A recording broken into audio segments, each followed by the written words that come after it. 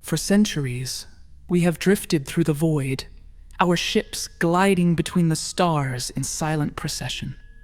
Time passes, but we endure the Antaran live-long lives. Our years stretch across the centuries like echoes in the dark.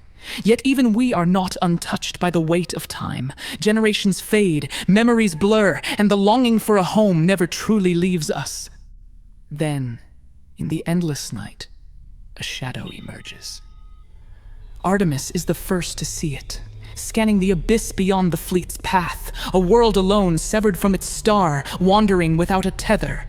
It is massive, an ancient colossus of stone and ice, drifting through the interstellar dark. Logic dictates it should be frozen, lifeless, a tomb of forgotten rock. And yet, it is not. There is warmth beneath the ice, signals pulsing like a heartbeat. There is life where there should be none. Set. Ever the seeker of knowledge is intrigued. The anomaly defies reason, defies science. He urges for an expedition, a chance to study the impossible. Caution lingers in the voices of the council, but the thirst for answers is greater. A team is assembled. Machines descend into the abyss, their lights piercing the eternal night. What they find is beyond understanding. Beneath the cracked ice, structures rise, towering spires of unknown origin, pulsing with an energy that predates even the oldest Antaran records. The air is thin, yet breathable. The ground trembles with something alive. And then, the whispers begin. Bastet senses it first, a presence, unseen but undeniable, watching from the dark. Artemis tightens the fleet's defenses, her algorithms parsing the strange rhythmic fluctuations in the signals. Set, oblivious to the rising dread, presses further, his machines carving deeper into the planet's heart. Then, he acts against protocol, against orders.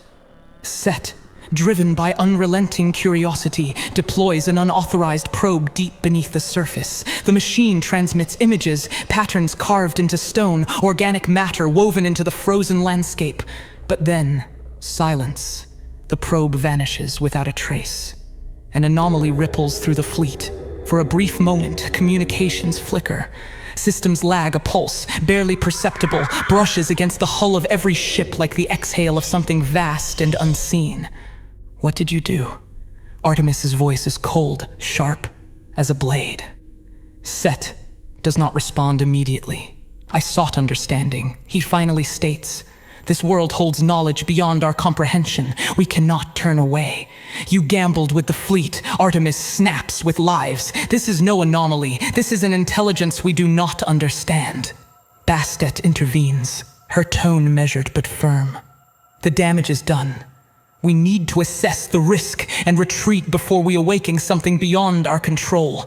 And elsewhere, on the bridge of the Aurora, Cherie watches the data feeds, her brow furrowed. "This isn't right," she murmurs. "Sir, we should leave now." Otis Ruin remains silent for a long moment.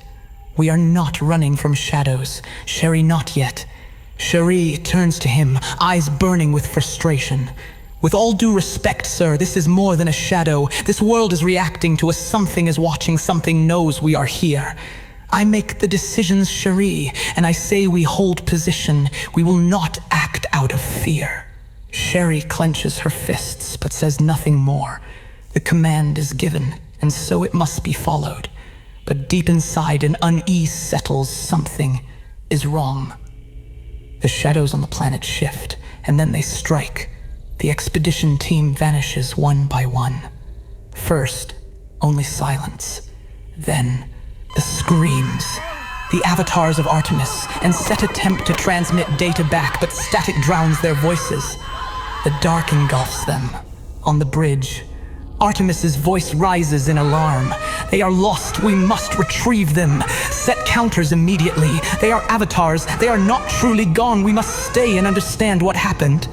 Understanding. Hera interjects, her voice dripping with disdain.